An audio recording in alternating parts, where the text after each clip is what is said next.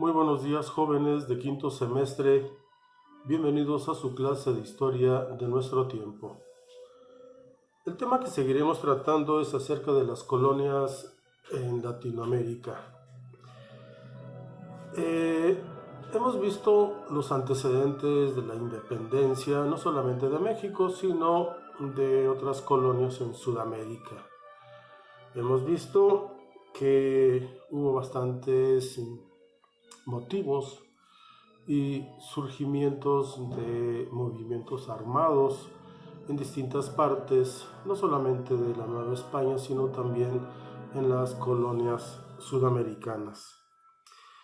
La situación en España es la que va a propiciar finalmente la separación y la independencia de las colonias latinoamericanas. Recordemos que Napoleón Bonaparte había ingresado al territorio español precisamente para llegar a Portugal e iniciar un bloqueo comercial hacia Inglaterra. Pero ya que estaba en el territorio español, pues se le hizo muy fácil prácticamente pedirle a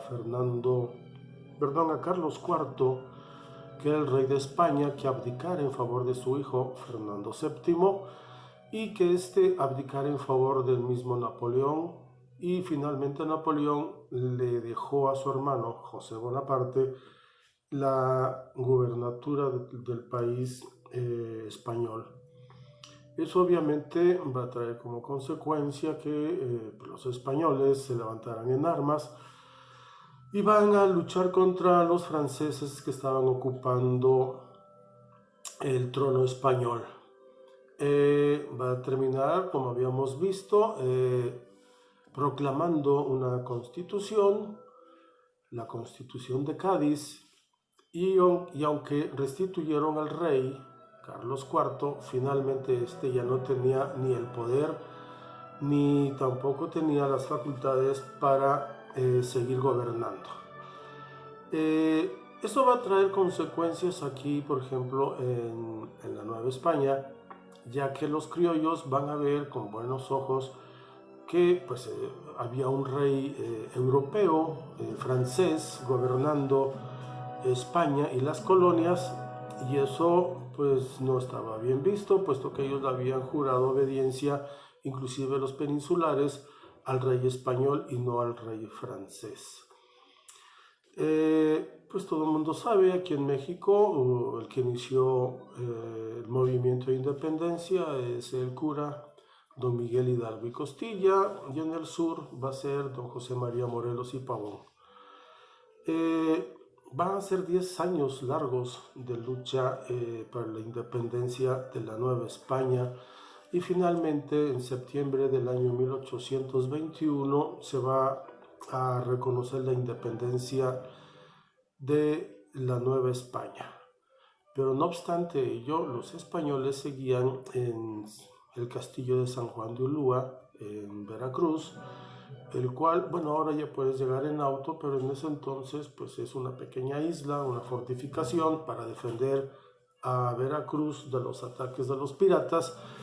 Y esa fue la última posesión que tuvieron los españoles, los cuales todavía seguían con la intención de retomar precisamente la colonia que estaba luchando por su independencia.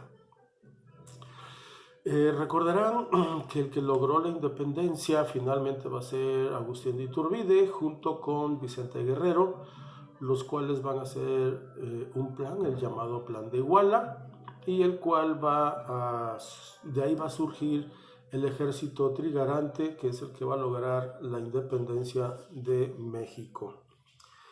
En América del Sur, ahí va a destacar la lucha de don Francisco de Miranda, el cual va a iniciar un movimiento de independencia en Venezuela, pero igual va a ser suprimido, va a ser derrotado, y van a venir nuevos personajes, como el mismísimo Simón Bolívar. Simón Bolívar nació en Caracas en el año 1783 y es un militar que no solamente buscaba la independencia de las colonias de la corona española, sino la unidad sí de América Latina, obviamente para mantener un solo bloque, un solo frente a España y también para enfrentar a Estados Unidos, que obviamente ya se había independizado y se estaba expandiendo territorialmente. Entonces, las colonias, cuando lograron su independencia, pues no van a lograr su unión. Por ejemplo, todas las provincias de Centroamérica que pertenecían a la Nueva España van a decidir mantener su autonomía y obviamente ya no se van a integrar al Plan de Iguala ni tampoco van a incorporarse al país México. El Uruguay en un principio este país pertenecía a Argentina. Después Brasil, es decir, los portugueses lo van a anexar y finalmente en 1830 va a lograr su independencia. El Paraguay también se va a separar de España y también se va a separar de Argentina. También pertenecía a Argentina Paraguay. Entonces Simón Bolívar por fin va a independizar y va a lograr y a formar algo que él mismo llamaba la Gran Colombia. Y la Gran Colombia estaba integrado por los países actuales de Ecuador, Venezuela y obviamente Colombia. Pero pues eran territorios enormes y no había muchas comunicaciones y entonces finalmente se fueron fragmentando y volviéndose autónomos estos países como es en la actualidad. El caso de Brasil, bueno, Brasil no pertenecía, no era colonia española, era de Portugal. Pero cuando Napoleón invadió Portugal, entonces los reyes salieron huyendo de Portugal y llegaron a su colonia aquí en América. El rey se llamaba Juan VI y pues ahí vivieron mientras estaban invadidos su país de origen.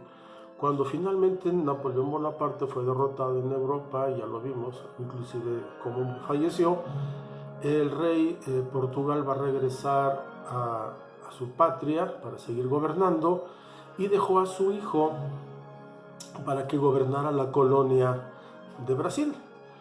Pero su hijo va a declarar la independencia, no va a querer nada con el papá ni con Portugal, y finalmente en el año 1825 Portugal va a reconocer la independencia de Brasil y su hijo, el cual se llamaba, bueno, le llamaban Don Pedro, se nombró a sí mismo rey de Brasil. Por último, para esta clase vamos a hablar rápidamente de la doctrina Monroe.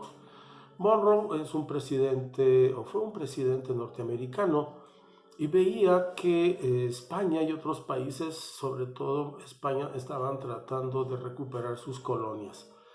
Entonces va a emitir una doctrina en la cual decía que este manifiesto que los Estados Unidos considerarían un acto agresivo cualquier intervención de un gobierno europeo para establecer sus formas de gobierno o para colonizar alguna parte del continente americano. Y con esto España prácticamente se va a frenar. La famosa doctrina Monroe en esencia dice América para los americanos. Tengan buen día, nos vemos la próxima clase. No olviden sus evidencias. Gracias.